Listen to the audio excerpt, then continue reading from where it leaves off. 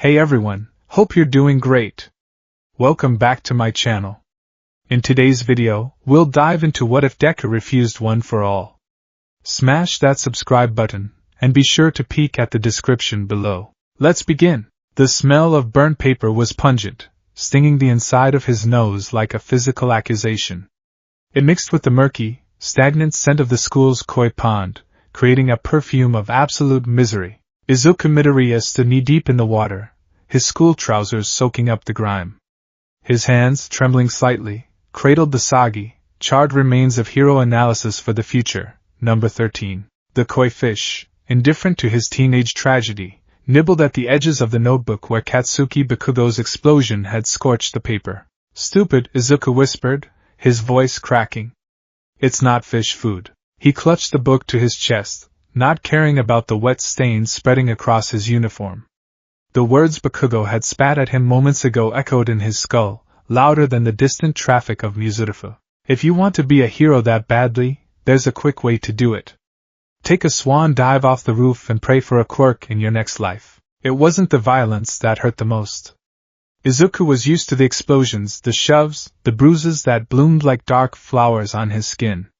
It was the logic. The twisted, undeniable logic of their society. In a world where 80% of the population possessed some uncanny ability, the remaining 20% were not just normal, they were relics. Broken. And Izuku was the most broken of them all because he refused to accept it. He trudged out of the pond, water squelching in his shoes. He started the long walk home, the afternoon sun casting long, mocking shadows that stretched ahead of him. Shadows that looked like heroes, distorted and unreachable. I can't let it get to me, he muttered, falling into his habit of self-soothing mumbles. Kaken is just, he's stressed. Graduation is coming up. He's aiming for UA. Just like me. I just need to try harder. If I study the physics of hero work, if I train my body, maybe they'll make an exception. Maybe. He entered the pedestrian tunnel, the darkness offering a brief respite from the glaring sun. The air here was cooler, damp. Who am I kidding? The despair finally caught up with him, seizing his chest.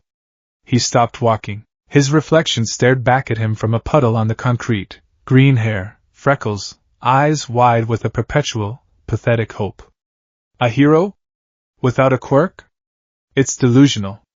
Everyone says so. Mom. Kaken. The teachers. I'm sorry, Izuku.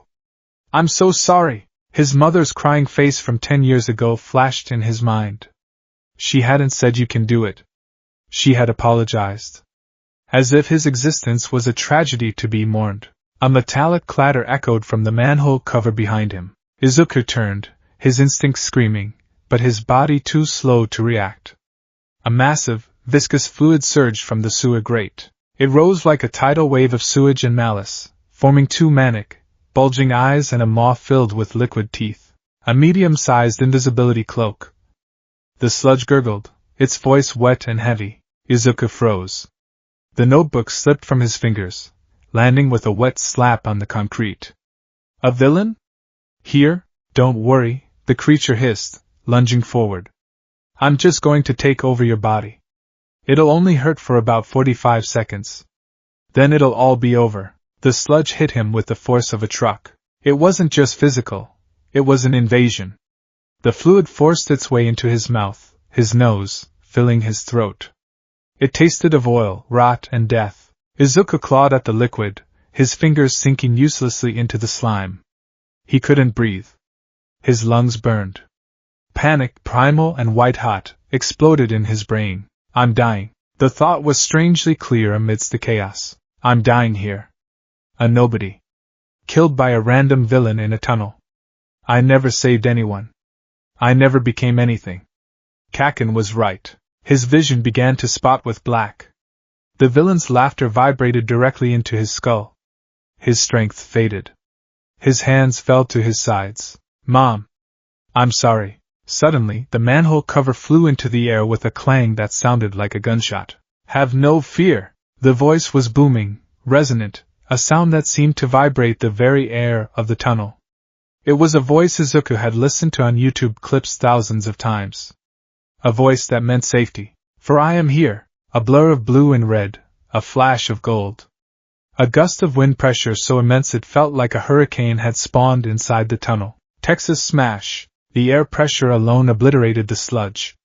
Izuku was torn from the villain's grip, tumbling through the air as the slime exploded against the tunnel walls. He hit the ground, coughing violently, his lungs heaving for sweet, precious oxygen. He blinked, his vision blurry.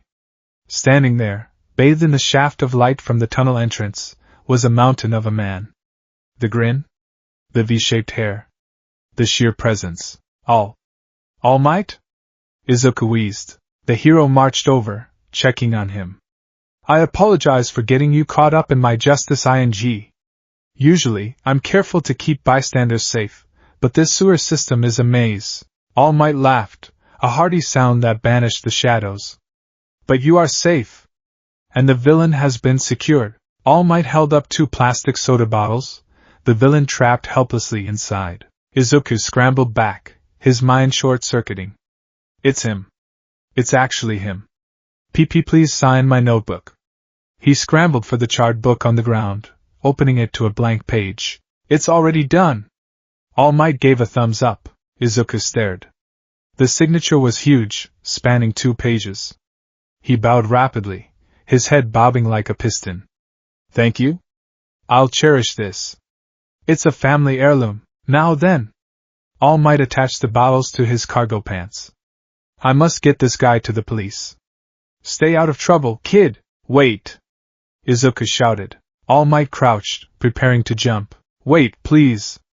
I have to ask you something. No time. Evil never sleeps. Boom. With a shockwave that rattled Izuku's teeth, All Might launched himself into the sky. But he wasn't alone. As the wind rushed past his ears and the ground fell away, Izuku realized with terrifying clarity that he had grabbed onto All Might's leg. The G-force pulled at his cheeks, his mouth flapping open. Hey! Let go! You fanboys go too far! All Might shouted, trying to shake his leg. If I let go now, I'll die. Izuku screamed over the wind. All Might paused. Ah! That is a valid point. They landed on the roof of a nondescript office building. Izuku collapsed, his legs turning to jelly, hyperventilating. My whole life flashed before my eyes. That was reckless, All Might chastised, though not unkindly. Bang on the door downstairs, someone will let you out. I really have to go. Wait. Izuku scrambled up. One question. Just one. All Might stopped, his back to Izuku. Smoke began to rise from the hero's body. Izuku clenched his fists at his sides. This was it. The question that had haunted him since he was 4 years old. The question the doctor answered with an X-ray, his mother with tears, and Bakugo with explosions. He needed the answer from the symbol of peace. If anyone knew what it took to be a hero, it was him. I have no quirk, Izuku started, his voice trembling. I'm quirkless. Even so, can I be a hero? Can I be someone who saves people with a smile, just like you? Silence stretched across the rooftop. The wind howled softly, carrying the distant sounds of the city. Izuku squeezed his eyes shut. I've always been useless. Everyone says so. But I want to save people. I want to be cool and strong and... He opened his eyes. All Might? The mountain of muscle was gone. Standing in a cloud of steam was a skeleton of a man. His clothes hung loosely on his emaciated frame. His eyes were sunken deep into black sockets. Sharp, angular limbs replaced the pillars of strength. Izuku screamed. An imposter? Where did All Might go? I am All Might, the man said, blood suddenly spurting from his mouth as he sat down heavily on the railing. No way. You're like a deflated balloon, the man sighed, lifting his shirt. Izuku gasped. A massive, spiraling scar covered the left side of the man's torso. It looked like the epicenter of an earthquake made of flesh. It was ugly, purple, and ruinous. 5 years ago, All Might said, his voice lacking its usual boom. A villain did this. Half my respiratory organs were destroyed. I lost my whole stomach. Repeated surgeries have worn me down. I can only do hero work for about 3 hours a day now. Izuku stared in horror. 5 years ago? Was that the fight with Toxic Chainsaw? You know your stuff. But no. The world doesn't know about this fight. I did everything I could to hide it.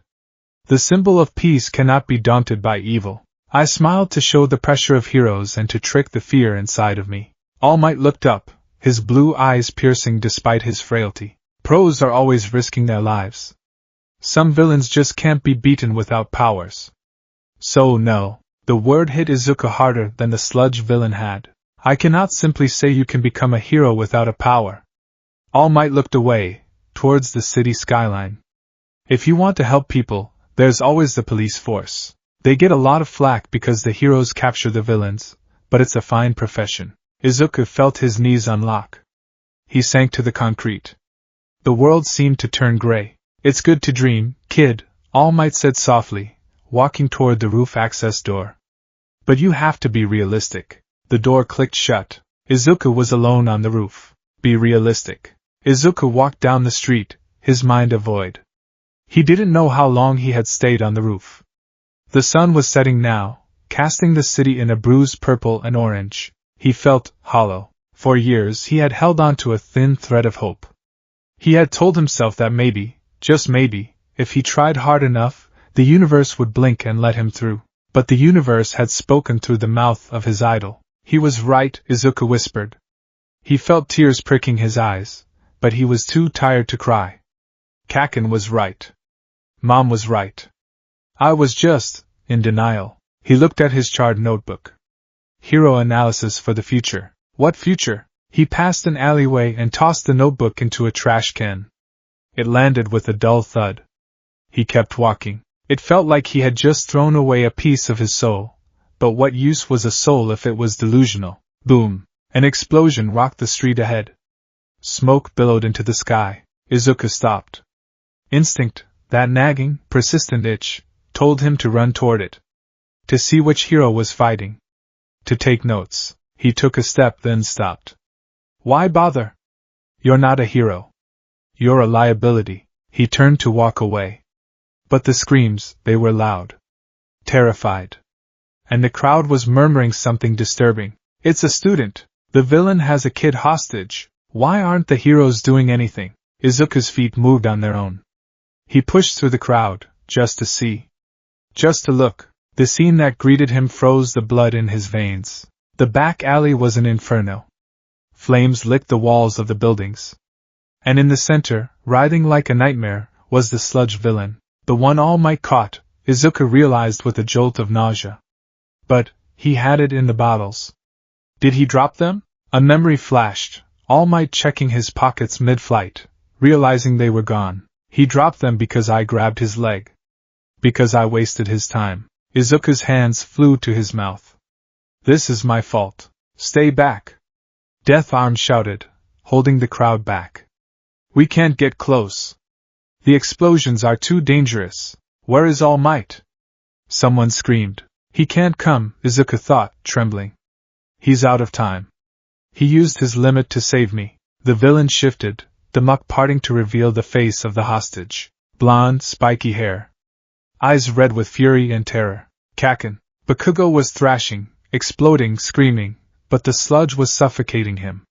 The heroes, Empty Lady, Kamui Woods, Backdraft, were standing around, helpless. They were waiting for someone with the right quirk. Izuku looked at Bakugo's eyes. Usually, those eyes looked at Izuku with arrogance, disdain, or anger. But now, they were pleading. Help me. The hollow feeling in Izuku's chest vanished, replaced by a roar of adrenaline. Stop! The heroes yelled. You'll get yourself killed. Izuku didn't hear them. He was already sprinting. He crossed the police line, his yellow sneakers slapping the pavement. He didn't have a plan. He didn't have a weapon. He didn't have a quirk. Deku? Bakugo choked out. Let him go! Izuku screamed. The villain turned a massive, liquid eye toward him. You again? Perfect. I need a new meat suit, a tendril of sludge lashed out. Izuku didn't think, he remembered. Page 25. Kamui Wood's takedown strategy. He slid under the tendril, the heat of the fire singeing his hair. He was close now. He couldn't punch the villain, it was fluid, solid objects. The eyes. Izuku swung his backpack with every ounce of hysterical strength he possessed. The heavy bag, filled with textbooks, slammed into the villain's exposed eye. Arg! The villain flinched, his grip loosening for a fraction of a second. Izuku clawed at the sludge covering Bakugo's mouth. Kaken! Breathe! Why? Bakugo coughed, smoke pouring from his palms. Why are you here? My legs moved on their own. Izuku cried, tears streaming down his face. I couldn't just watch you die. The villain recovered. The eye regenerated. A massive wall of sludge rose up, casting a shadow over the two boys. You little pest! I'll crush you both. Izuku looked up. Death. Again. He raised his arms to shield Bakugo. I'm sorry, Mom. A hand grabbed Izuku's wrist. A hand that felt like steel. I really am pathetic, a voice growled, low and vibrating with power. Izuku looked back. All Might stood there. He wasn't smiling. He was bleeding from the mouth, steam rising from his skin, but he was in his muscle form. He had forced it. I told you the traits of a great champion, but I didn't live up to them myself. All Might roared. Pros are always risking their lives. Detroit. The villain shrieked. Smash! The punch didn't just hit the villain, it hit the weather. An updraft of cyclonic pressure blasted the sludge into mist, put out the fires, and sent the clouds spiraling upward. Rain began to fall from the sky almost instantly. The crowd went silent. Then they erupted. The scolding was brutal. You were reckless! Death Arms shouted, pointing a finger in Izuku's face. You have no quirk. You were just a liability. You could have gotten yourself killed and made things harder for us. Kamui Woods nodded. Leave the fighting to the pros, kid. Izuku stood there, head bowed, accepting the reprimand. He deserved it. He knew that. A few yards away, the heroes were praising Bakugo. That quirk is amazing. You were so brave. You'll be a great sidekick. The dichotomy was perfect. The strong were praised for surviving, the weak were scolded for trying. When they finally let him go, night had fully fallen. Izuku walked home, the adrenaline crash leaving him shaking. Deku! Izuku turned. Bakugo stood panting under a street lamp. I didn't ask for your help. Bakugo yelled, his voice raw. I didn't need you. Don't think you look down on me. You're a quirkless failure. I don't owe you anything. He spun around and stomped off. Izuku watched him go. A small, sad smile touched his lips. He's okay. That's what matters. He turned to continue home. He felt lighter in a way.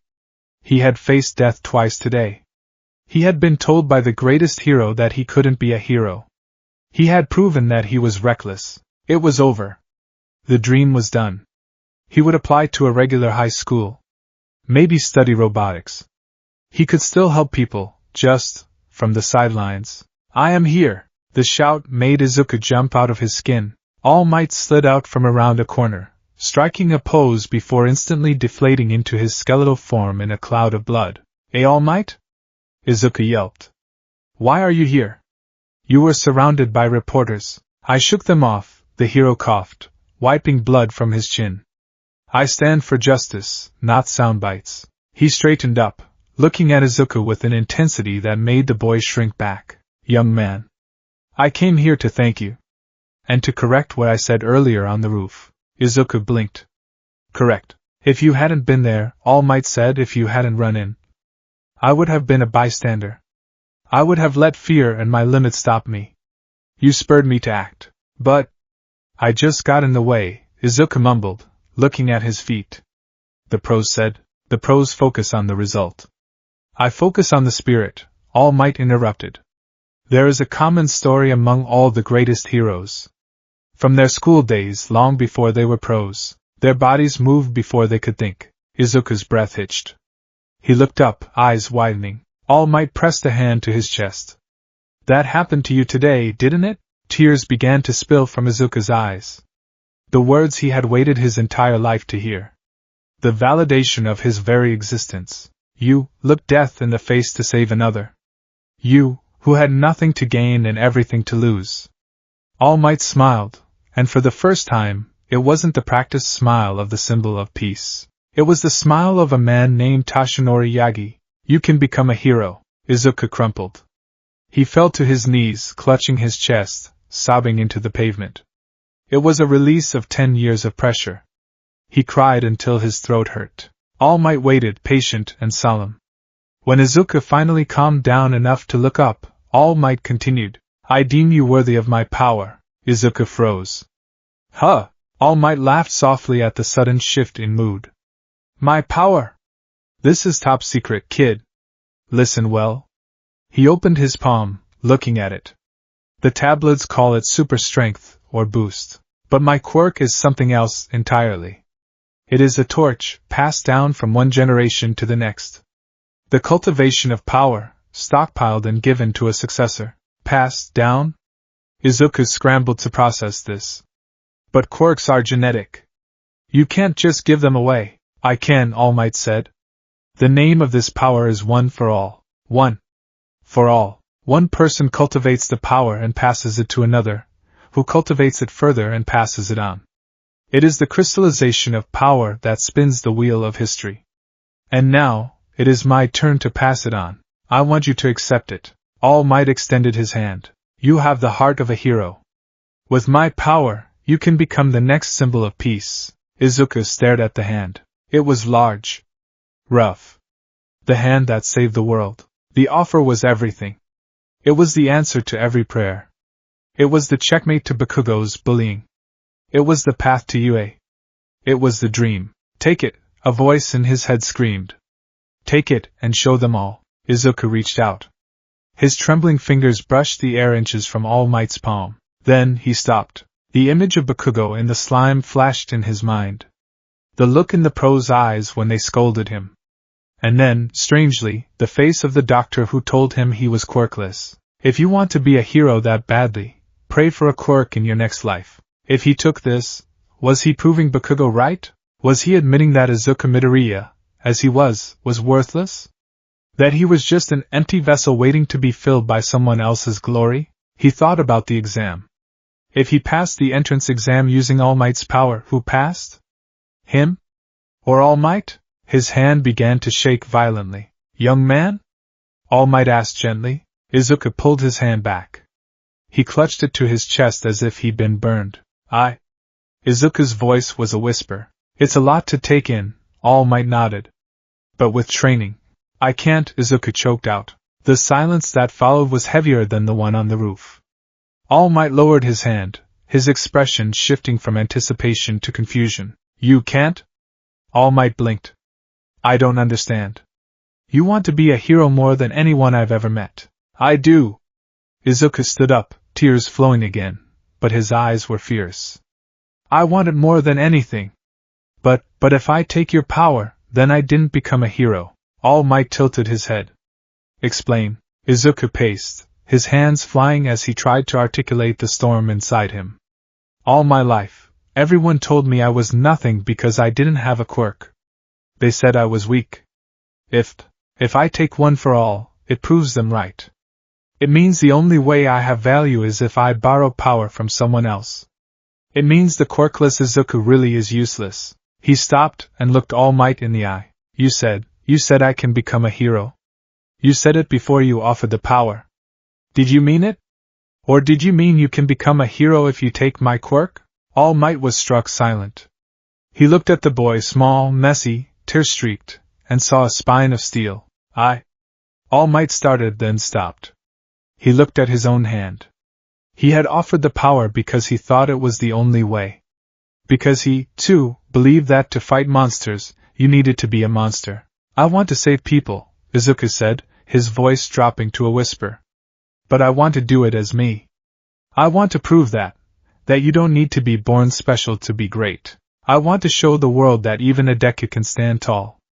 If I take your power, I'm just copying you. I'm just a cover band of All Might. Izuku took a deep breath, his chest heaving. Give it to someone else. Give it to someone who is already strong, someone who can use it to save millions right away. I can't take the shortcut. I have to climb the mountain myself. Even if I die trying. Izuku squeezed his eyes shut, waiting for the rejection. Waiting for All Might to say, "Then you are a fool." Instead, a heavy hand landed on his shoulder. Izuku opened his eyes. All Might was looking at him, and there were tears in the hero's sunken eyes. "I thought." All Might's voice was thick with emotion. "I thought I had found a successor. But I was wrong." Izuku's heart plummeted. "I found something rarer," All Might whispered. "I found a pioneer." All Might knelt so he was eye level with Izuku. "You are right, young Midoriya. I looked at you and saw a vessel for my power. I was arrogant. I assumed that without power, your will was insufficient. But you possess a strength I never had. I was born quirkless too, you know. But I accepted the power immediately. I didn't have the courage to try without it." Izuku's eyes widened. "You were quirkless?" "Yes. And I understand your fear. But I respect your resolve even more." All Might stood up, wiping his face. "Very well. I withdraw my offer of one for all." Izuku let out a breath he didn't know he was holding. He felt lighter, but also terrified. He had just turned down God. However, All Might pointed a finger at him. "You said you want to climb the mountain? Do you have any idea how steep that mountain is? To be a hero without a quirk in this era, it is near impossible. The police force is one thing, but the hero course? They will tear you apart." "I know," Izuku said, clenching his fists. "I know. But I have to try." "Then you will not climb alone," All Might declared. "Huh, I am still a hero. And a hero's job is to nurture the potential of the youth." All Might struck a pose, blood spurting slightly. "I may not give you my quirk, but I will give you everything else. My knowledge, my training regime, my diet plans. I will turn this scrawny, stick-like body into a weapon of justice." Izuku gaped. You'll train me? Even though I said no? Especially because you said no." All Might grinned. "You challenged my worldview, kid. Now let's see if you can back it up. The UA entrance exam is in 10 months. If you want to get into the hero course without a quirk, you will need to work 10 times. No, 100 times harder than anyone else.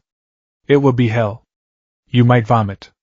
You might pass out. You might regret this conversation every single day." All Might leaned in, his blue eyes blazing.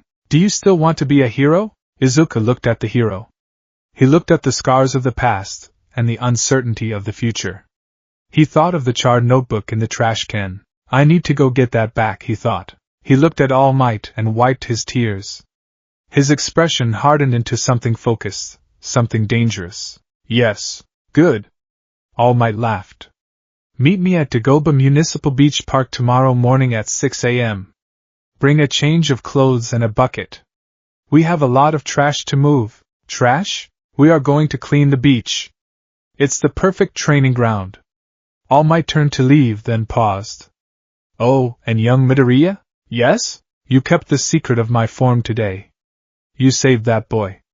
And you rejected the greatest power on earth to prove a point." All Might looked back over his shoulder. "You're already the coolest guy I know." All Might vanished into the night, moving faster than a sick man should. Izuku stood alone under the street lamp. His body ached. His throat was sore. He was exhausted. But for the first time in his life, the path ahead wasn't blocked by a wall. It was just steep. Izuku turned and ran back toward the alleyway. He dug through the trash can until his fingers brushed the damp, charred paper. He pulled out Hero Analysis for the Future, number 13. He wiped off a banana peel. He held the book to his chest. "I'm not done yet," he whispered to the night. He opened the book to a new page, the paper crinkling. He pulled a pen from his pocket. Underneath All Might's massive signature, Izuku began to write. Plan for the future. How to fight without power. 1. Martial arts. 2. Support items. 3. Analysis. He looked at the words. They were small, shaky. But they were his. Izuku Midoriya closed the book and started to run home. He had 10 months to become a miracle. The sunrise at Dagoba Municipal Beach Park was not beautiful. In a pristine world, the sun would crest over the horizon, turning the ocean into a sheet of hammered gold. But here, the sun merely illuminated the sheer scale of human negligence. It shone upon mountains of soggy tires, rusting refrigerators, skeletal remains of cars, and unidentifiable sludge that smelled of salt and decay. At the center of this garbage kingdom stood a boy who looked less like a hero in training and more like a corpse that had washed ashore. "Move it, young Midoriya!" The booming voice of All Might shattered the morning quiet, sending a flock of seagulls screeching into the gray sky. Izuku Midoriya gritted his teeth, his face buried in the sand. He was currently attempting a push-up. This sounds simple, except All Might was sitting on his back. In his muscle form, "I can't breathe," Izuku wheezed, his arms trembling like leaves in a gale. "Nonsense! Your lungs are expanding with the fresh air of opportunity." All Might laughed, shifting his weight. "Remember, you refused the easy path. You refused the turbocharged engine of One for All. That means we have to build your engine from scratch. With spare parts. And grit." Izuku let out a strangled cry and pushed. His triceps burned with a fire that felt less like exercise and more like active cell death. He managed to lift himself, and the 255 kilograms of the symbol of peace, about 2 inches off the ground before collapsing. All Might stood up as Izuku gasped for air, sand sticking to his sweaty face. "Excellent effort for day 3, All Might said, giving a thumbs up. "Now vomit if you must, and then we move to the tires." Izuku rolled onto his back, staring up at the hero. "All Might, is this scientific?" "It is the aim to pass. American Dream Plan." All Might brandished a sheet of paper. "I have adjusted it since you are not receiving the quirk. We have removed the vessel preparation phase and replaced it with survival conditioning. If you cannot break a wall, you must be able to climb it, dodge it, or dismantle it. Now run! The tide is coming in." Month 1. The reality of the void. The first month was not training. It was a systematic dismantling of Izuku's spirit. Without the promise of a quirk waiting at the finish line, the work felt different. It wasn't preparation for a gift. It was a desperate clawing for relevance. Every muscle ache was a reminder of what he lacked. Every time he failed to lift a heavy beam, a voice in his head, sounding suspiciously like Bakugo, whispered, "See? Physics doesn't care about your feelings." Izuku sat in class, his hand trembling so much he could barely hold his pen. "Midoriya," the teacher droned. "You're zoning out. Read the passage." Izuku stood up, his legs screaming in protest. "Yes, sir." As he read, he felt eyes on him. Bakugo was glaring from the front row. The blonde hadn't spoken to him since the sludge incident. It was a Cold War. Bakugo was confused, and confusion made him angry. Why was the nerd who usually cowered now walking with a limp and smelling like sea brine? After class, Izuku didn't go home. He went to the library. If his body was limited, his mind had to be infinite. He pulled a stack of books off the shelves: Structural Engineering for Dummies, Krav Maga Basics, The Physics of Leverage, and Pro Hero Case Studies, 1990 to 2000. He opened his notebook, a fresh one, Hero Analysis for the Future number 14. Entry 1, The Myth of the Punch. Most heroes rely on kinetic force. They hit hard. But kinetic force requires mass and acceleration. I don't have the mass of Death Arms or the acceleration of Ingenium. If I punch someone, I will break my hand before I break their jaw. Solution: don't punch. Redirect. Izuku began to sketch. He drew diagrams of joints. Wrists, elbows, knees. The human body was a machine, and like the trash on the beach, it could be dismantled if you knew where the screws were. If I can't generate force, I have to borrow it. Aikido? Judo? No, too structured. I need something dirtier. He thought about the sludge villain. He had survived not by overpowering it, but by hitting a weak point, the eye, with an improvised weapon, the backpack. Rule 1. There is no such thing as a fair fight for the quirkless. Everything is a weapon. The environment is a weapon. He wrote it down in bold red ink. Cheat. Month 3, The Crossroads. The rain was torrential. The beach was a mudslide. Izuku was dragging a massive truck tire through the sand, a rope tied around his waist. He slipped, falling face first into the muck. He lay there for a moment, the cold rain mixing with the hot tears of frustration. Young Midoriya. All Might was standing under a yellow umbrella, looking unusually somber. He wasn't in his muscle form. He looked frail, the rain plastering his oversized shirt to his skeletal frame. I have news, All Might said. Izuku pushed himself up, wiping mud from his eyes. Is it about the successor? All Might nodded. I met him yesterday. Mirio Togata, a third-year student at UA. Izuku felt a sharp pang in his chest. Jealousy? Regret? He swallowed it down. What is he like? He is radiant, All Might admitted, looking out at the gray ocean. He has a quirk called permeation. He can phase through solid matter. It's a difficult power to master, one that could kill him if he messes up. But he smiles. He smiles through the difficulty just like I do. All Might turned to Izuku.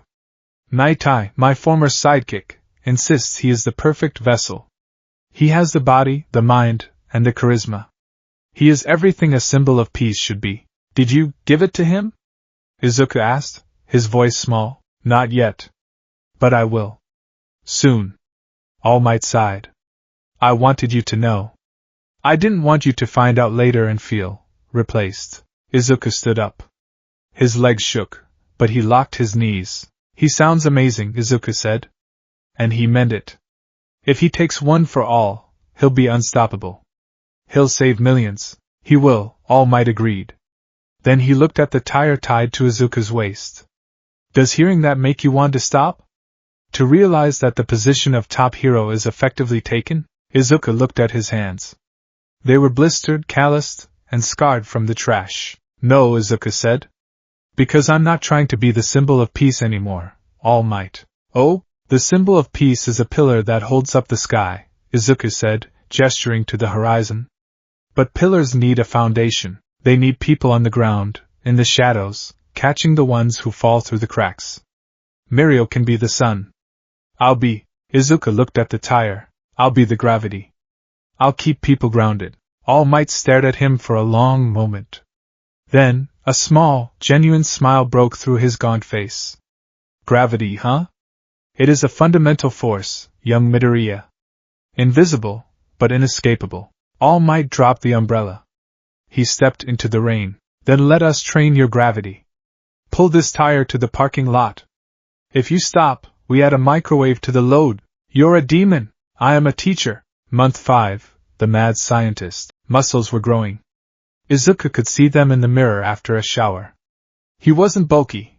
He would never be bulky like All Might, but he was becoming wiry. Condensed. Like a coiled spring. But he had hit a wall. He was at the Dagoba scrapyard, a few miles down from the beach, looking for a specific type of metal pipe to practice bow staff techniques. The wooden broom handles kept snapping when he hit the tires. The scrapyard was a labyrinth of rusted metal towers. As Izuku navigated a stack of crushed sedans, he heard a sound. Clang. Clang. Hiss. Boom. A cloud of pink smoke erupted from behind a pile of washing machines. Failure is just the mother of success. A female voice shrieked. But why did the baby explode? Izuku peeked around the corner. A girl with dreadlocks the color of bubblegum and eyes that looked like telescopic lenses was covered in soot. She was kicking a pile of smoking metal. Stupid hydraulic servo. You were supposed to amplify grip strength, not detonate. Izuku's eyes zoomed in on the debris. He shouldn't interfere. He should just get his pipe and leave. But the analyst in him, the part of him that had dissected hero gear for years, couldn't help it. The pressure valve, Izuku mumbled. The girl spun around. Her goggles zoomed in and out with a mechanical whir. Who are you? Are you a corporate spy? You want to steal my babies? No. Izuku pointed at the smoking ruin. You're trying to build a grip assist gauntlet, right? Like the one loading hero, Lifter uses? The girl froze. She got uncomfortably close, sniffing him. You know Lifter's gear? I've analyzed it, Izuku said, stepping back. Lifter uses a pneumatic system, but you're using hydraulics. The compression ratio on that servo is too high for the copper tubing you used. That's why it exploded. The pressure blew the seals before the piston could engage. Silence. The girl stared at him. Then, a grin spread across her face. It was a terrifying, maniacal grin. I'm May Hatsum, future CEO of Hatsum Industries. She grabbed his hand and shook it violently. And you are my new best friend. I'm Midoriya. Listen, Midoriya. I have the vision, but sometimes the boring physics get in the way.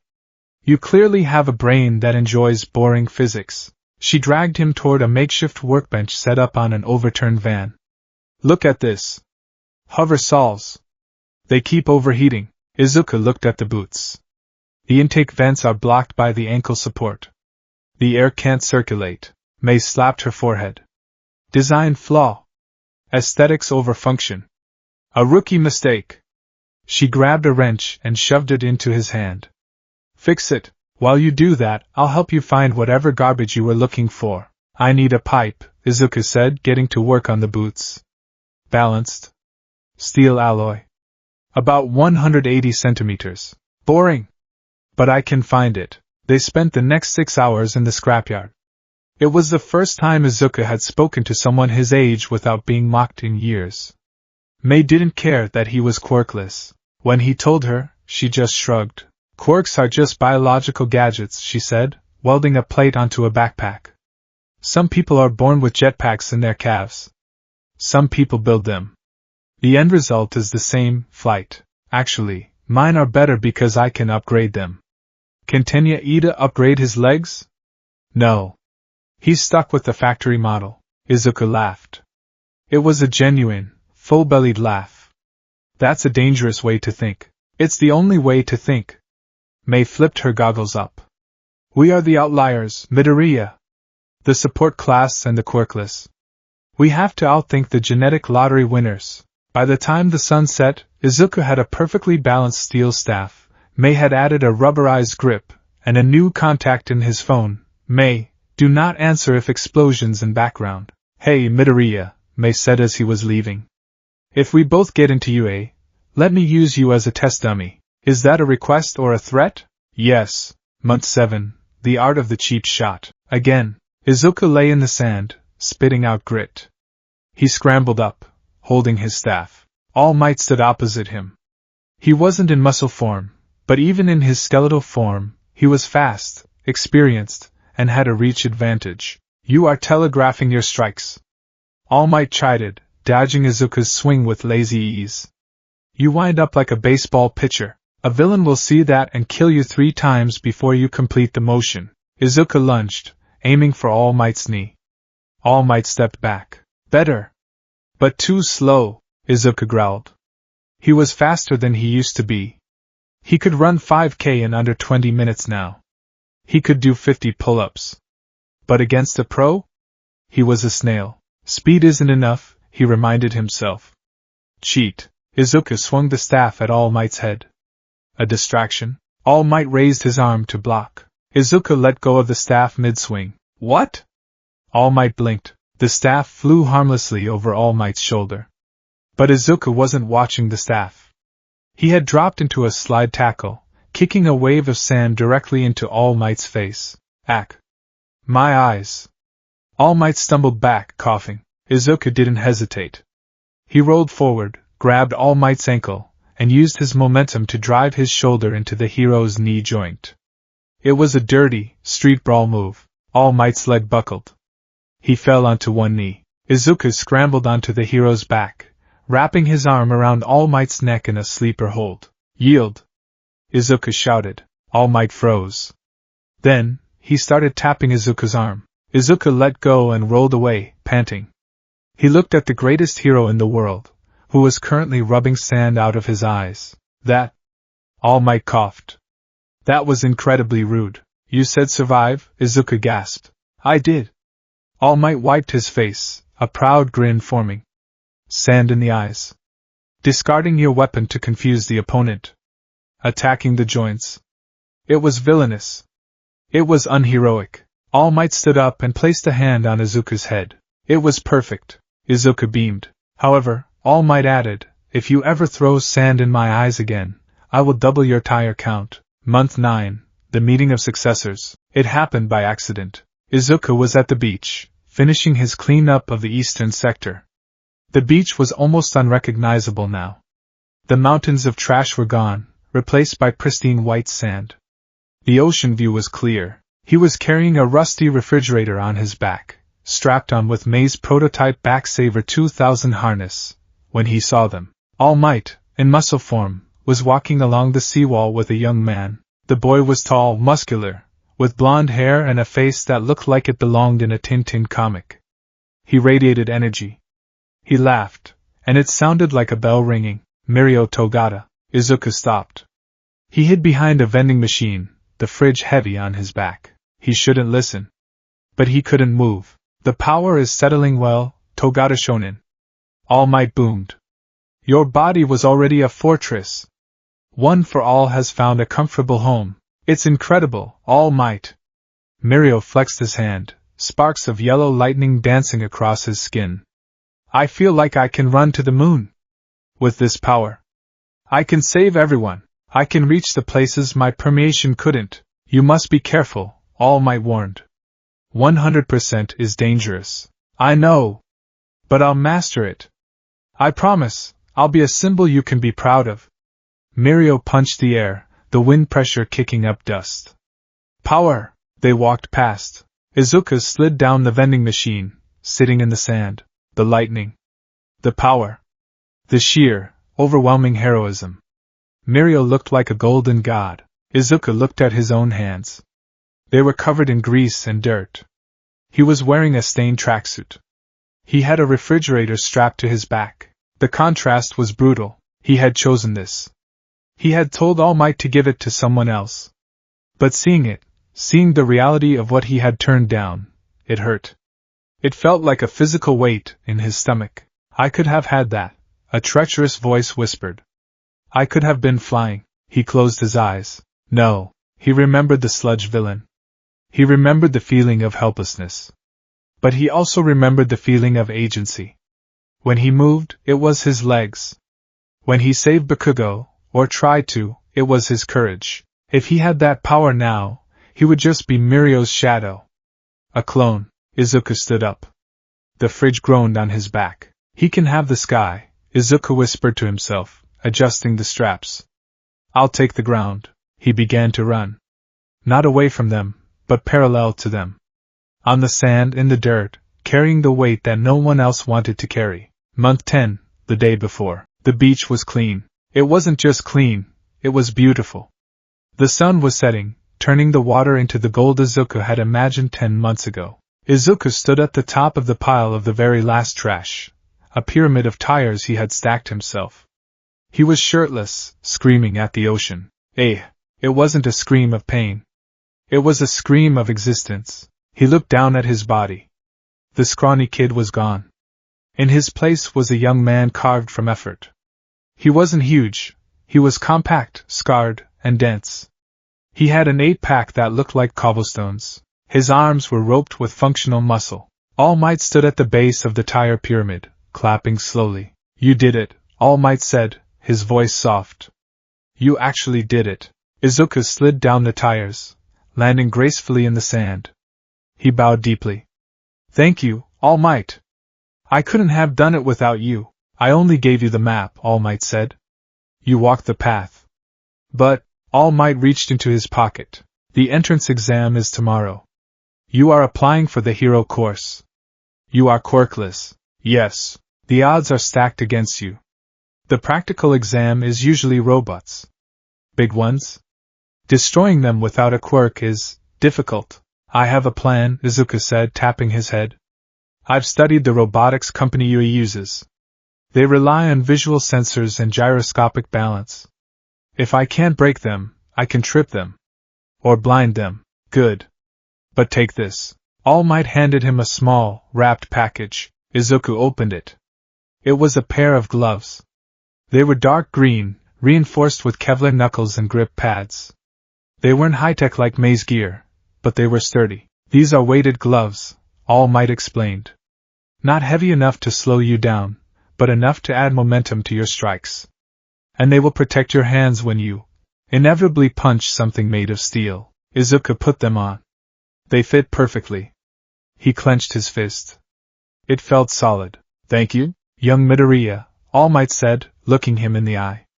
I have trained a successor who walks in the sun. But I have also trained you. You are the first of your kind. A quirkless hero applicant. All Might grinned, transforming into his muscle form for emphasis. Go forth. And show them that dreams are not biological. Yes, sir. The morning of the exam, UA High School. The fortress of dreams. Izuku stood at the massive gates. The crowd of students was a sea of unique mutations. Horns, wings, blue skin, fire hair. Izuku looked painfully normal. He wore his middle school uniform, which was now tight around the shoulders. He carried a yellow backpack which contained 1. His collapsible steel staff, disguised as a blind man's cane, just in case. 2. A bag of marbles, simple, effective. 3. A small pry bar. 4. A roll of high-tensile capture tape, stolen idea from Eraserhead. Out of my way, Deku. The voice was low and dangerous. Izuku stiffened. He turned to see Katsuki Bakugo. Bakugo looked the same, angry, arrogant, but there was something else in his eyes when he looked at Izuku. Hesitation? No, suspicion. Kaken, Izuku nodded. Don't think just because you worked out a little that you can stand in the same ring as me, Bakugo spat. You're gonna die in there. And I'm not gonna save you. I'm not asking you to, Izuku said calmly. Bakugo blinked. The old Deku would have stuttered. The old Deku would have flinched. This Deku just stood there. TCH. Bakugo shouldered past him. Whatever. Just don't get in my way. Izuku watched him go. Then, he took a step forward. He tripped. It was a classic Deku moment. His foot caught on the curb. He braced for impact with the pavement, but he didn't fall. He twisted his body in midair, grabbed his own ankle to shift his center of gravity, and turned the fall into a roll. He popped back up onto his feet in a fluid motion. Whoa! A girl with a round face and brown hair had her hand extended, as if to use her quirk to catch him, but she stopped. Nice reflexes. I was gonna use my quirk to stop you, but you totally ninja-rolled. Izuku blushed, scratching his cheek. Ah, thanks. Practice falling. A lot. I'm Ochako Uraraka. She beamed. Good luck in there. Let's do our best. She walked away. Izuku stared after her. I talked to a girl. And I didn't die. He looked up at the towering glass building of UA. 10 months of vomit. 10 months of hauling trash. 10 months of rewriting every instinct he had. He remembered All Might's words. Show them. Izuku tightened the straps of his backpack. He walked through the gates. He wasn't All Might. He wasn't Mirio. He was Izuku Midoriya, and he was going to war. The auditorium of UA High School was a cathedral of heroes. The ceiling was high enough for giants, the seats were plush enough for royalty, and the air was thick with the electric tension of 2,000 teenagers hoping to become gods. Izuku Midoriya sat in row J, seat 14. He was vibrating. Not the nervous, sick vibration of his middle school days, but the hum of a machine waiting to be switched on. On the desk in front of him lay his pencils, perfectly sharpened, and his examinee ID card. He glanced to his right. Katsuki Bakugo sat there, his legs kicked up onto the back of the seat in front of him, radiating a silent, explosive aura that kept anyone from sitting within a 3-seat radius. Bakugo side-eyed him. Stop mumbling, Deku. You're polluting my air. Izuku snapped his mouth shut. He hadn't realized he was doing it. Sorry, Kaken. Just reviewing the structural integrity of the standard UA practice robots. Based on the leaks from the 20XX exams, they use a standard titanium aluminum alloy for the chassis but cheaper polymers for the joints to save on budget. Bakugo stared at him. For a second, he looked like he wanted to blast Izuku's face off. Then, he scoffed and looked away. Whatever. Just don't die and make the news. It'd be embarrassing for me to know the guy who got flattened by a glorified toaster. It was the closest thing to good luck Bakugo had ever said to him. Welcome to the live show, everybody. The lights dimmed, and a spotlight slammed onto the stage. President Mike stood there, his hair defying gravity and his voice defying the laws of acoustics. Everybody say hey. Silence. Tough crowd. All right, listener candidates. I'm here to give you the lowdown on the practical exam. Are you ready? As President Mike launched into his explanation of the urban warfare simulation, Izuku's pen flew across his notebook. 3 types of villains. 1-pointer, 2-pointer, 3-pointer. Difficulty scales with points. They are robots. Objective, immobilize or destroy. Izuku frowned. Destroy. The word hung in his mind like a lead weight. The entrance exam had been criticized in hero forums for years. It was biased. Heavily biased. It favored emitters and mutants with high physical strength. If you had a mental quirk, a stealth quirk, or, God forbid, no quirk at all, the test was a nightmare. You couldn't brainwash a robot. You couldn't poison a robot. And you certainly couldn't punch a robot with human knuckles. Excuse me. A hand shot up in the middle of the auditorium. A tall boy with glasses and a severe haircut stood up, pointing rigidly at the stage. May I ask a question? The handout clearly lists 4 types of villains, yet you have only explained 3. If this is a misprint, it is a shameful error for the top school in Japan. The boy then whipped around, his finger pointing accusingly, straight at Izuku. And you? The one with the curly hair. Izuku froze. And me? You've been muttering this entire time. It's distracting. If you're here on a sightseeing trip, please leave immediately. The auditorium giggled. The heat rose in Izuku's cheeks. Izuku stood up. He felt the old shame rising, the urge to apologize and shrink. But then he felt the weight of the calluses on his palms. He felt the phantom soreness of the tires he had dragged. I'm not sightseeing, Izuku said. His voice wasn't loud, but it was steady enough to cut through the giggles. I was analyzing the enemy. If you aren't trying to figure out the robot's weaknesses before the fight starts, then you aren't taking this seriously. The silence in the auditorium changed. It wasn't awkward anymore. It was surprised. The boy with glasses blinked, taken aback. He adjusted his frames. I see. Preparation. Perhaps I was hasty. He bowed stiffly to present Mike. Thank you. All right. President Mike waved his hands. Love the intensity. To answer your question, examinee 7111, the 4th villain is a 0-pointer. Think of it like a thwomp from Mario. It's just an obstacle. If you see it, run, Izuku noted. Avoidance capability test. That's all from me. Plus ultra. And break a leg.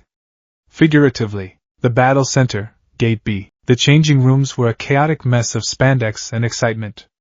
Izuku changed into his teal tracksuits, sturdy, breathable, flame-resistant, a gift from his mother. He strapped on his knee pads and elbow guards. Then, he armed himself. He pulled the collapsible steel staff from his locker. It was a dull gray, appearing like a walking aid when retracted. He clipped it to his belt. He checked the pouches on his utility belt. A bag of hardened steel ball bearings, a small pry bar, a roll of capture tape, and a flashlight. He looked like a janitor prepared for a riot.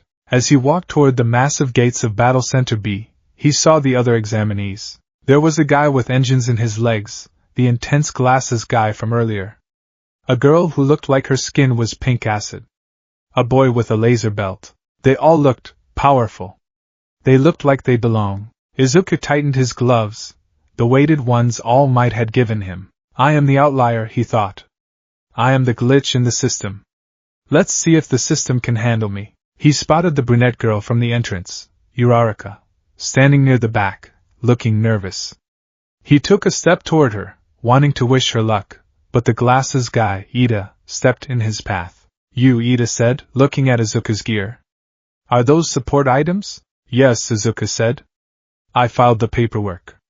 Since I don't have a combat quirk, I'm allowed basic tools. No combat quirk?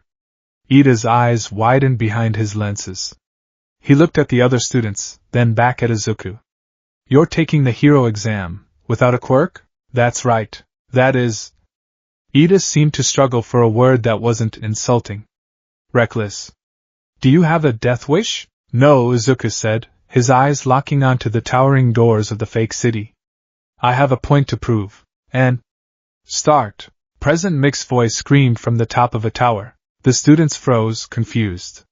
There was no countdown. Izuku moved, while the others were processing the lack of a 3, 2, 1. Izuku's body reacted to the command. He sprinted. His yellow sneakers dug into the pavement. He burst past the stunned students, crossing the threshold of the gate first. "What are you waiting for?" Mike shouted. "There are no countdowns in real battles. Follow that kid. He's already in the soup." The mob roared to life behind him, a stampede of quirks. Izuku didn't look back. He ran down the main street of the mock city. It was an impressive replica of a downtown district, complete with office buildings and streetlights. Target acquisition. I need points. Fast. He turned a corner into an alleyway. Whorklank. A robot rolled out from behind a dumpster. It was a one-pointer. A single red eye, tank treads, and machine gun arms loaded with rubber bullets. Target acquired, the robot droned. Kill. It raised its arm. Izuku didn't stop. He slid. The rubber bullets pinged off the concrete where his head had been a second ago. Izuku slid across the asphalt, baseball style, kicking up dust. As he slid, he unclipped his staff. With a flick of his wrist, it snapped open, clack clack, extending to its full 6-foot length. He didn't swing at the robot's armor. That was titanium alloy. He just bent the pull, the tracks, the mobility. Izuku jammed the end of the steel staff directly into the front tread of the tankbot. The robot moved forward. The staff acted as a wedge. The tread caught, the gears ground against the steel, and with a screech of tearing metal, the track snapped. The robot spun violently, unbalanced. It tipped over, crashing onto its side. Izuku scrambled up. The robot was still active, its arms flailing, trying to aim. Disabling shot. The eye. Izuku reversed the staff, using the blunt end like a spear. He drove it down into the singular red lens. Glass shattered. Sparks flew. The robot seized, then powered down. 1 point. Izuku exhaled, sweat already beading on his forehead. 1. It had taken him 15 seconds and a considerable amount of effort to take down the weakest enemy. Boom! Down the street. A laser beam sliced through a 2-pointer and a 3-pointer instantly. The boy with the naval laser laughed, sparkling. Izuku gritted his teeth. Efficiency. That's the gap. They can mow them down. I have to dissect them. He retrieved his staff and ran. 20 minutes in, the exam was a war zone. Explosions rocked the city. Debris rained from the sky. The air smelled of ozone and burning rubber. Izuku was panting heavily. He was currently hiding on a fire escape, overlooking a plaza. His score, 12 points. It wasn't enough. He knew it wasn't enough. The average passing score was usually around 40 to 50. He had taken down 4 1-pointers and 4 2-pointers.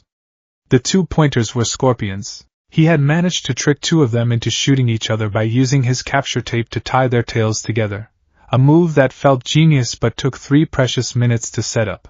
Below him, Ida zoomed past, kicking a 3-pointer's head clean off. 45 points. Ida shouted, checking his watch. Izuku gripped the railing of the fire escape.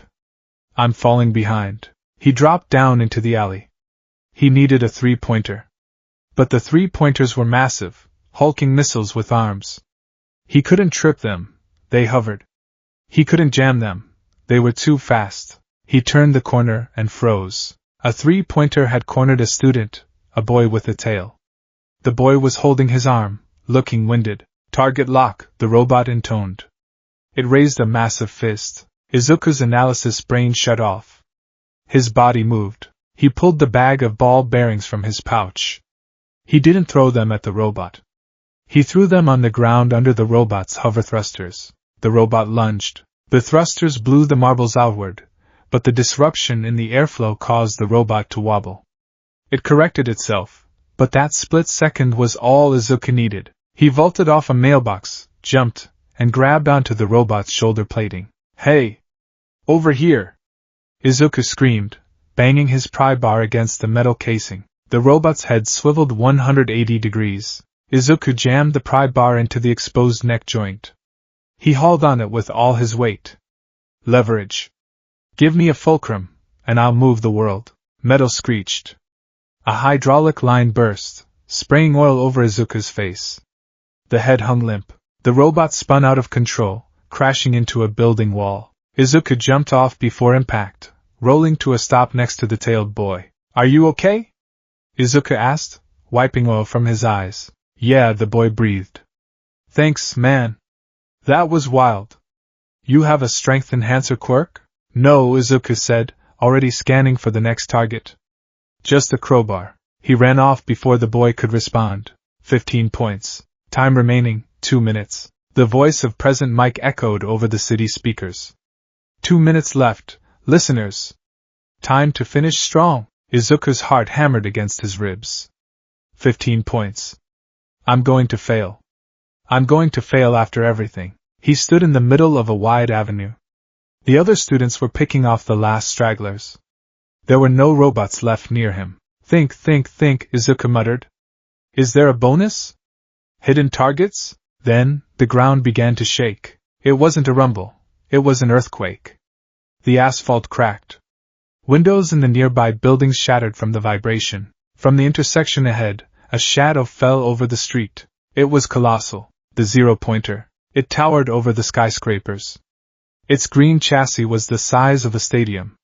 Its hand was the size of a bus. It moved with a terrifying inevitability, crushing buildings as it rolled forward on treads the size of houses. What is that? A student screamed. It's the zero-pointer. Run! The psychology of the exam shifted instantly. The predators became prey. The students, who had been confidently destroying robots seconds ago, turned and fled in a panic. It's huge. There's no point fighting it. Get out of the way. Izuku stared up at the monstrosity. The wind from its movement nearly knocked him over. Run, his brain screamed. All Might said run. President Mike said run. Logic says run. He took a step back.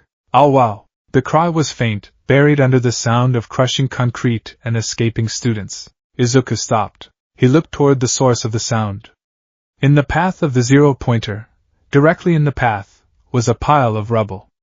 And trapped under a slab of concrete was the brunette girl, Uraraka. She was struggling, her face pale. My leg, it stuck. The zero-pointer was 50 meters away. Closing distance. The other students were running past her. They were too focused on survival. Too focused on the logic of the test. 0 points means 0 value. Izuku looked at the robot. He had no quirk. He had a metal stick and a pry bar. He couldn't smash that thing. If he tried to punch it, he would be a smear on its treads. I can't beat it. He looked at Uraraka. But I can't leave her. The memory of the sludge villain overlapped with reality. His legs moved. DKU don't? Bakugo's voice screamed from somewhere in the crowd. Izuku sprinted toward the Titan. He dove into the dust cloud. He slid next to Uraraka. Can you use your quirk? He shouted over the roar of the machine. I used too much. Uraraka looked like she was about to be sick. I can't focus. Izuku grabbed the concrete slab trapping her leg. He pulled. It didn't budge. It weighed at least 300 pounds. The shadow of the zero-pointer fell over them. The sound was deafening. Clank. Crunch.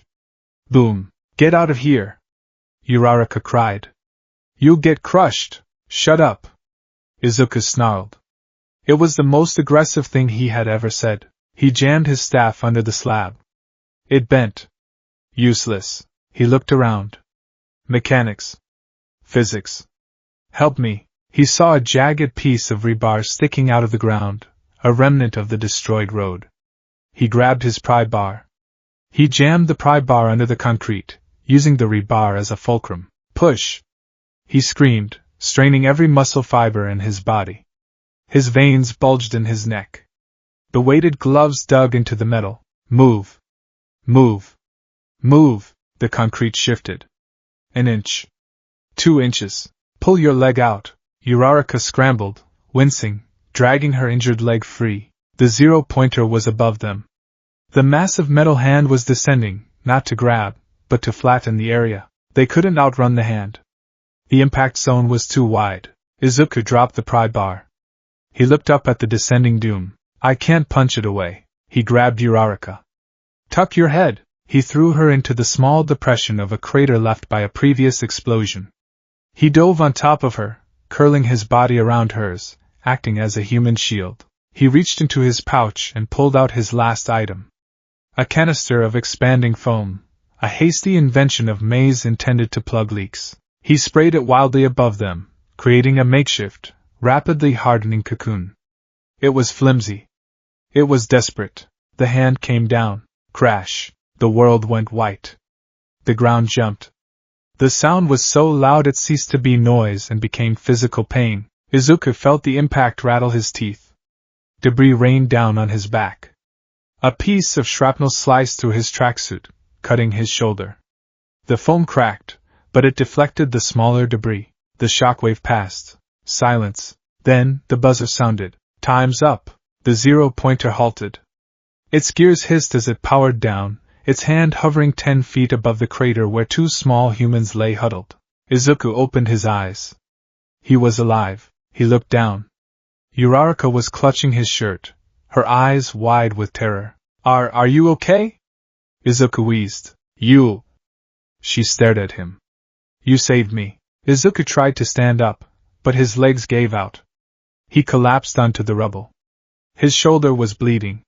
His hands were shaking so hard he couldn't make a fist. Izuku looked at the scoreboard visible in the distance.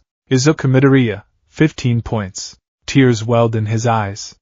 He didn't wipe them away. I failed.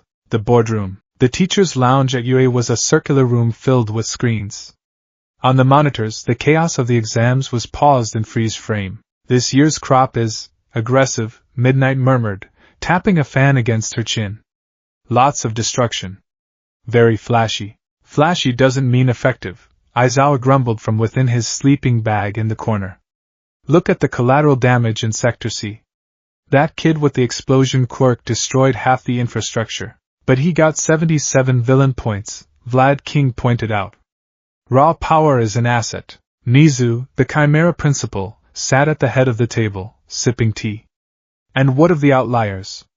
We had a quirkless applicant this year. The room went quiet. The kid with the stick, Snipe said, adjusting his hat. I watched him in Sector B. He has good situational awareness. Used the environment well. But he only scored 15 villain points, Cementos finished. That's well below the cutoff. Let's look at the rescue points, Nizu suggested. He pressed a button. The screen shifted to the footage of the 0-pointer. They watched in silence as the massive robot threatened the girl. They watched the other students flee. They watched the boy with the glasses, Ida, hesitate then run. Then they saw Izuku. They saw him run into the danger zone. They saw the leverage, the struggle, the pry bar. They saw him shield the girl with his own body when he realized he couldn't destroy the threat. That, All Might said, his voice breaking the silence. He was sitting in the back, wearing a suit that was too big for his skeletal form. That is the essence of a hero. A hero is one who meddles where they don't need to. Agreed, Midnight said softly. It was moving. He was terrified, but he moved anyway. 60 rescue points, Nizu declared. A fair assessment for saving a life at great personal risk. That gives him 75 points total, Vlad King calculated. That puts him in the top 10. He passes. Hold on. The voice was dry and tired. Shota Aizawa unzipped his sleeping bag and stood up. He walked to the screen, pointing at Izuku's trembling figure shielding the girl. He passes the score, Aizawa said. But look at him. He has no durability enhancer. No speed enhancer. He survived that shockwave by luck. If a piece of concrete had hit him directly, he would be dead. He used tools, All Might argued. He used strategy. Tools break, Aizawa countered, his eyes narrowing. Strategy fails. In the field, against a villain like Muscular or Stain, he won't have time to set up a fulcrum. He has no get-out-of-jail-free card. If we put him in the hero course, we are sending a quirkless child into a meat grinder. So we punish him for being brave? All Might stood up, his fists clenching. We tell him that because of his genetics, his spirit doesn't matter? We tell him that his safety matters, Aizawa shot back. I am not expelling him. But putting him in Class 1A is negligent. He needs to learn that the world isn't a comic book. He barely survived a simulation. The room was tense. The debate between idealism and realism. Nizu set his teacup down. Clink. Both points are valid, the principal said. Mr. Midoriya displayed the heart of a hero, surpassing many with powerful quirks. To deny him entry would be to deny the core values of UA. However, Aizawa's concerns are practical. We have a duty of care. Niza smiled, his beady eyes gleaming. We will compromise. The score stands. He has passed the exam. However, due to liability concerns and the need for specialized conditioning before he can safely participate in hero combat training, the board votes to place Izuku Midoriya in the General Education Department. Class 1C, Gen Ed? All Might gasped. But it is a foot in the door, Niza said. The sports festival is in 2 months. If he can prove his capability there, if he can show us that he can stand toe-to-toe with the hero course students without dying, then we will transfer him. The path is open. But he must walk it. Aizawa crossed his arms. Acceptable. If he has potential, he'll rise. If not, he stays safe in Gen Ed. All Might sank back into his chair. It wasn't the victory he wanted. But it was a chance. Young Midoriya, All Might thought. The mountain just got steeper. 1 week later, the apartment was quiet. Inko Midoriya was pacing the kitchen, her anxiety radiating off her in waves. Izuku sat at the kotatsu, staring at the envelope. It had arrived 10 minutes ago. He hadn't opened it. Izuku? His mom whispered. Whatever it says. I'm proud of you. Izuku took a deep breath. He picked up the letter. He tore the seal.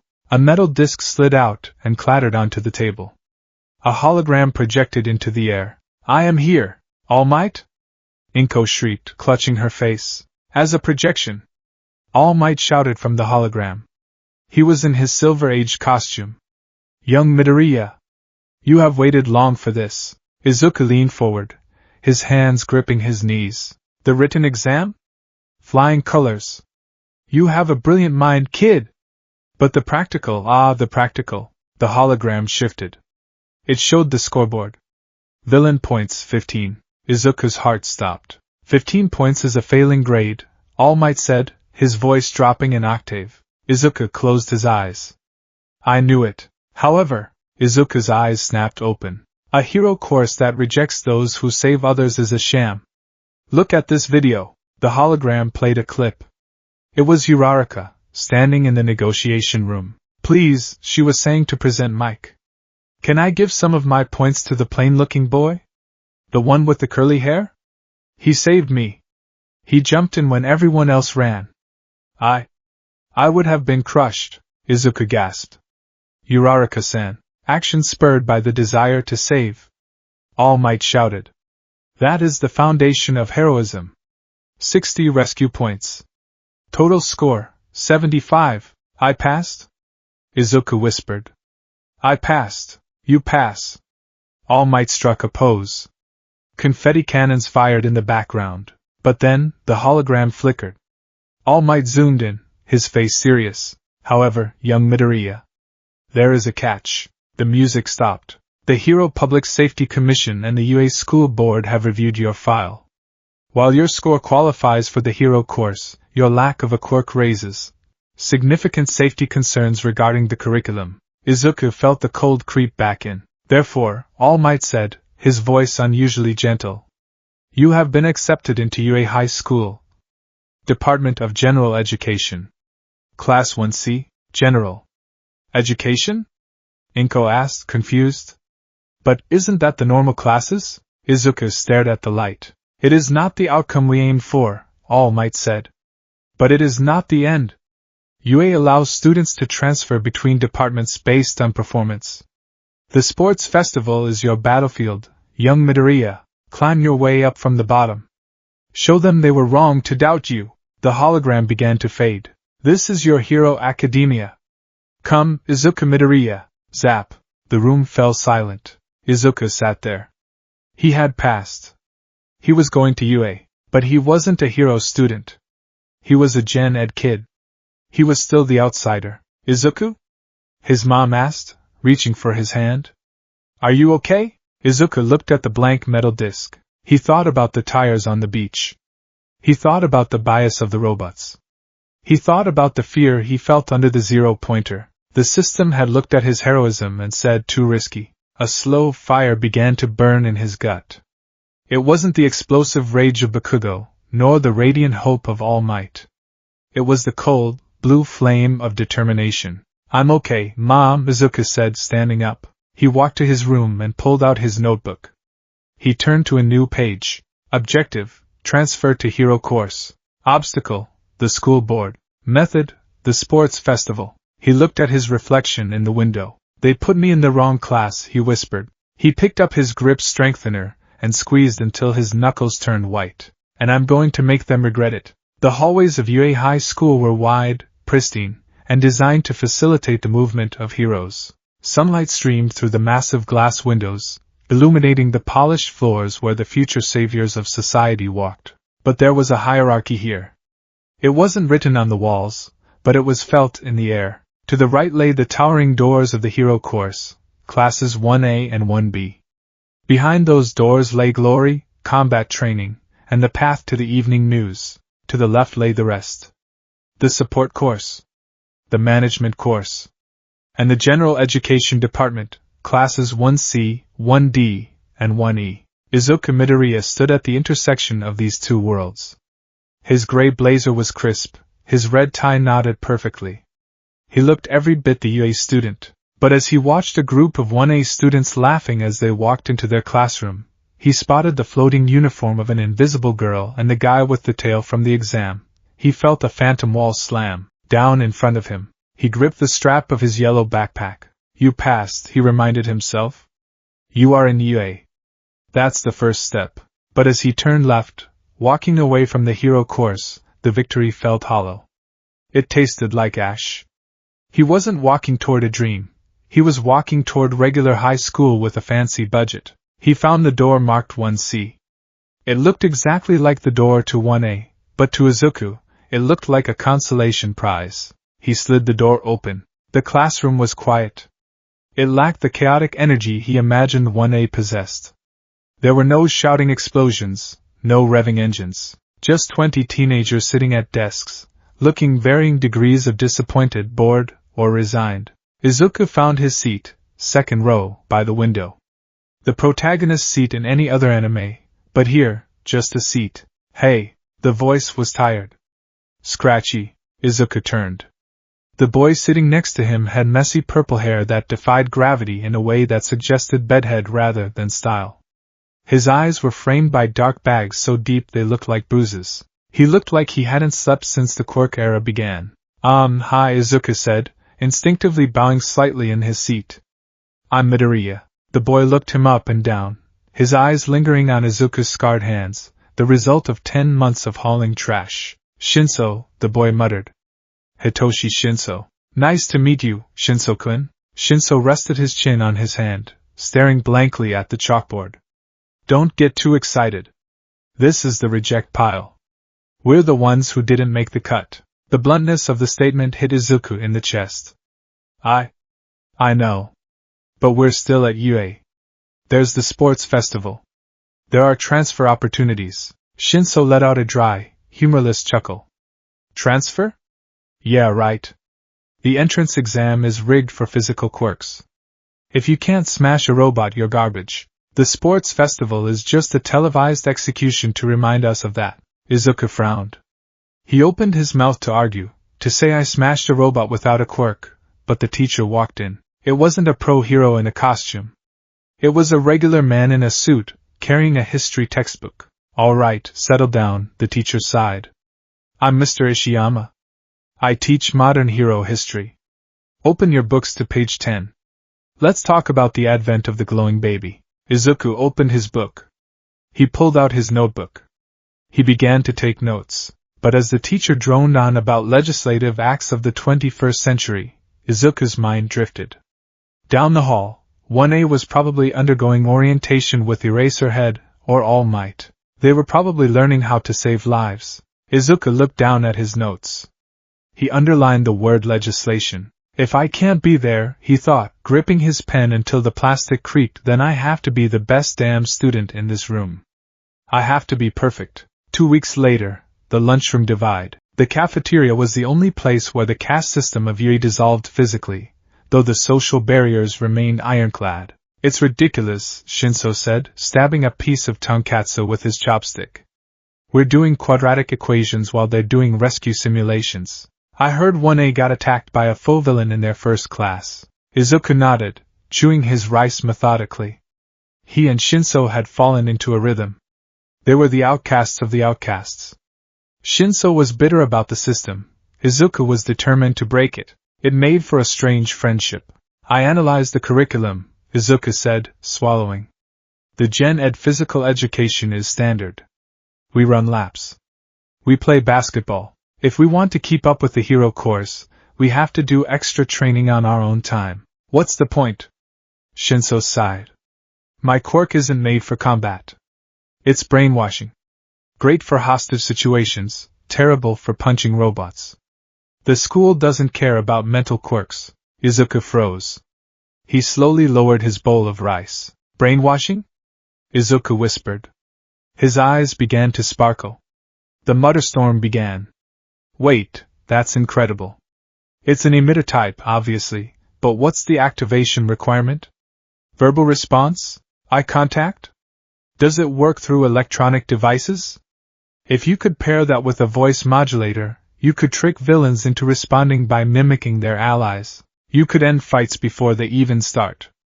It's not a villain power, it's the ultimate peacekeeping tool.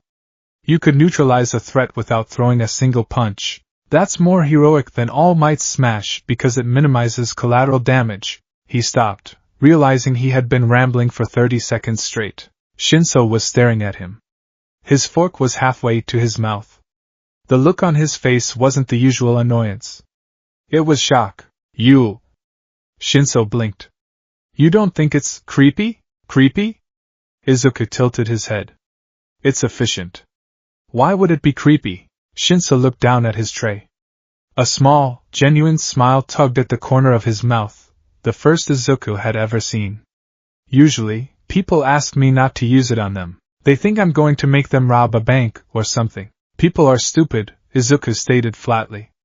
They mistake lethality for heroism. Look at 13. Her quirk is a black hole. That's terrifying.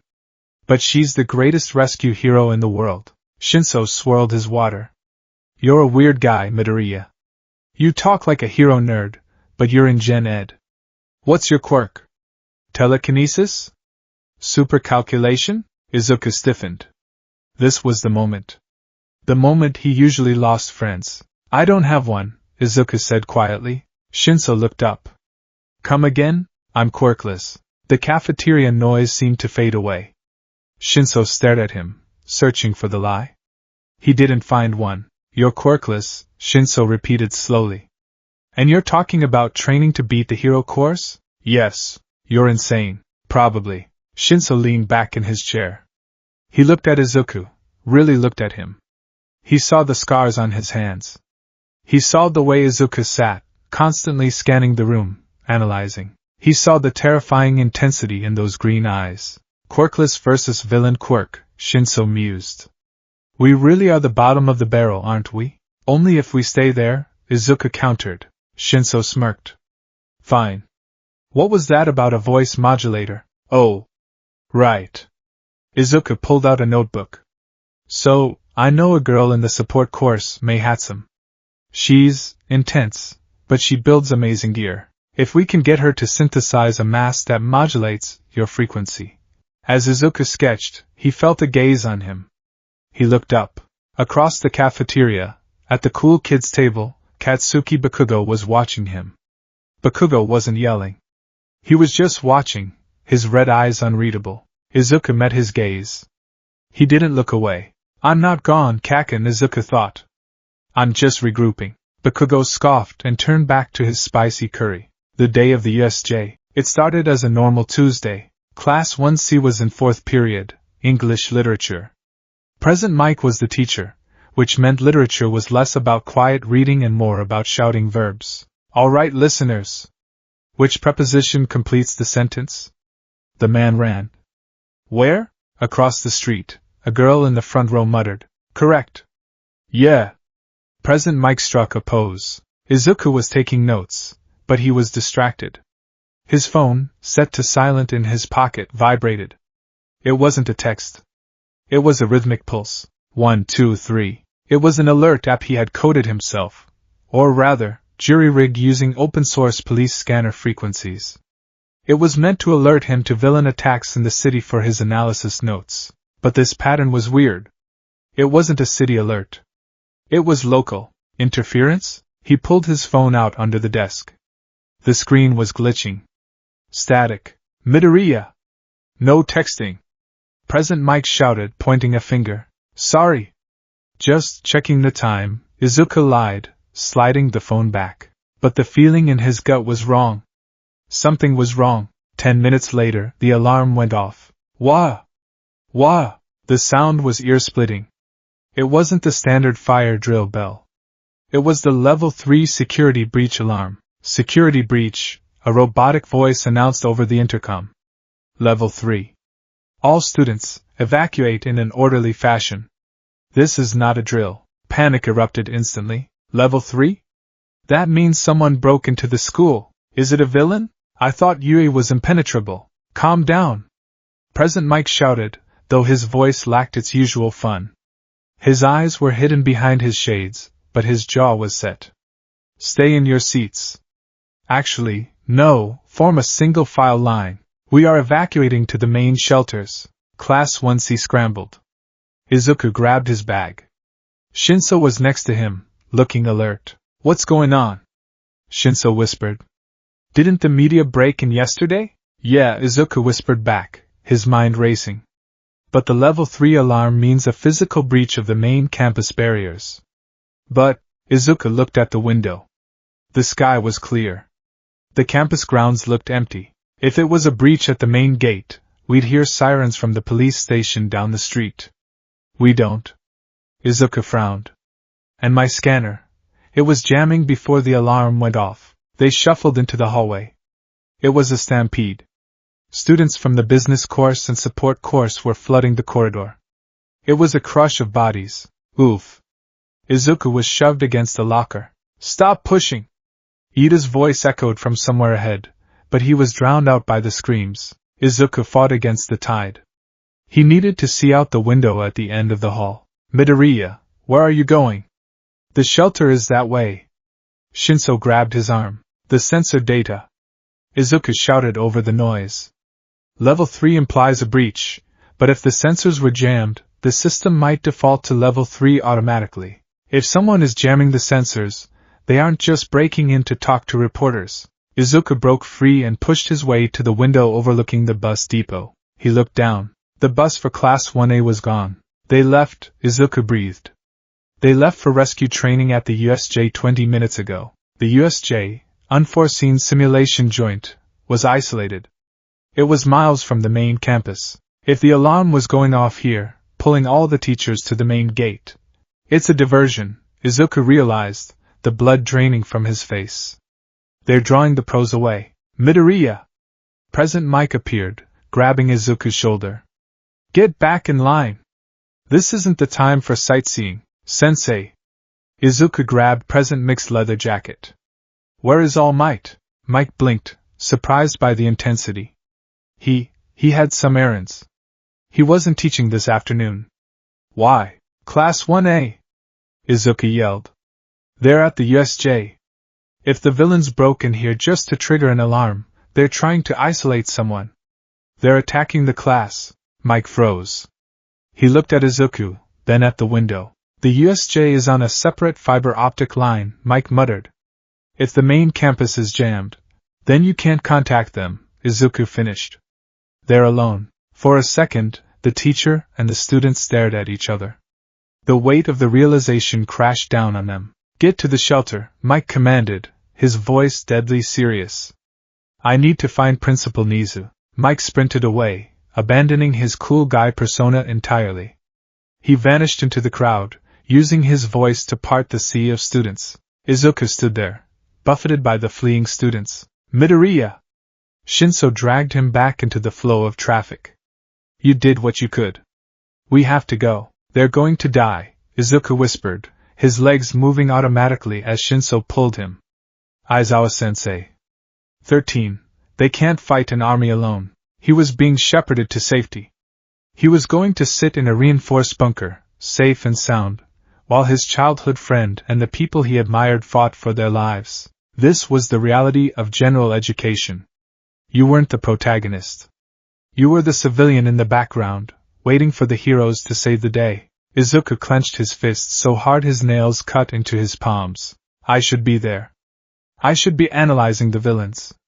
I should be finding their weaknesses. But he was just a student in Class 1C. And the door to the bunker was closing behind him. The long wait. The shelter was a massive underground gymnasium. Hundreds of students sat on the floor. The air was stale, recycled, and thick with fear. Izuku sat with his knees to his chest, his notebook open, but he wasn't writing. He was staring at a blank page. Stop shaking, Shinso murmured, sitting next to him. I can't, Izuku said.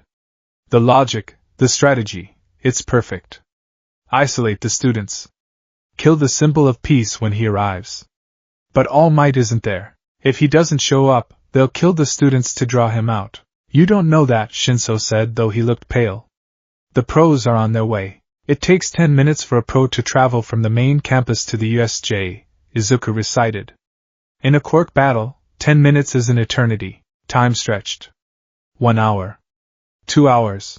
Rumors started circulating. I heard explosions. I heard All Might smash the ceiling. I heard someone died. Izuku felt like he was suffocating. This was worse than the sludge villain. At least then, he could see the danger. This blind helplessness was torture. Finally, the all clear sounded. Attention students. The threat has been neutralized. Please proceed to your homerooms for dismissal. Izuku didn't go to homeroom. As soon as the doors opened, he bolted. He ran against the flow of students, dodging teachers, sprinting toward the infirmary wing. Midoriya! Stop! Shinso yelled, but didn't follow. Izuku ran until his lungs burned. He reached the nurse's office. The hallway was crowded with teachers. Cementos was there. Midnight was leaning against the wall, looking grim. Izuku slowed to a walk, trying to make himself small. He peeked around the corner. Recovery Girl was rushing between beds. On one bed lay Eraserhead, Aizawa. He was a mummy of bandages. His arms were shattered. His face was obscured. On another bed lay 13, her suit torn to shreds. And sitting on a stool in the corner, concealed by a curtain, was a skeletal figure. Izuku slipped past the distracted ectoplasm and ducked behind the curtain. All Might, Izuku whispered. The figure jumped. All Might looked terrible. He was coughing into a handkerchief, which was stained red. His suit was hanging off him in tatters. Yum! Midoriya, All Might wheezed. You shouldn't be here. The class? Izuku asked, his voice trembling. Are they? They are alive, All Might said, leaning back against the wall, his eyes closing. Battered. Shaken. But alive. Young Ida managed to escape and call for backup. I arrived, just in time. Just in time? Izuku looked at All Might's trembling hands. You went over your limit, didn't you? All Might let out a hollow laugh. I had to. There was a creature. A Nomu. It was bioengineered to kill me. Shock absorption. Super strength. It was as strong as I was in my prime. Izuku went cold.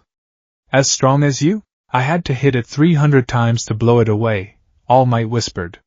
My time limit, it's gone, Izuku. I have maybe an hour a day left. Maybe less. Izuku stared at his mentor. The symbol of peace was flickering out. Where was Mirio? Izuku asked.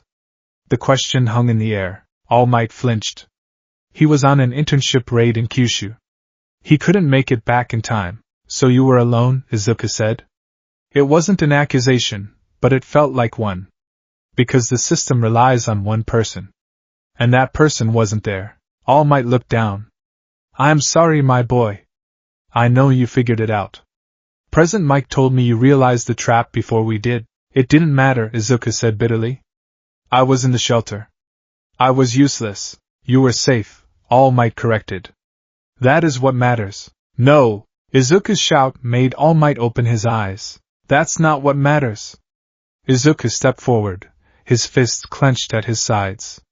Being safe isn't being a hero. Today proved it. You almost died because you had no support. You had to brute force a monster that was designed to tank your brute force. Izuku grabbed his notebook, the one he had clung to in the shelter, and slammed it onto the bedside table. If I had been there. Izuku's voice cracked. I couldn't have punched the Noma. I know that. But I could have told you its shock absorption had a limit. I could have distracted the warp gate guy. I could have coordinated the students so Aizawa-sensei didn't have to fight 50 villains alone. He was crying now. Tears of frustration. Tears of a tactician who was forced to sit on the bench while his team was slaughtered.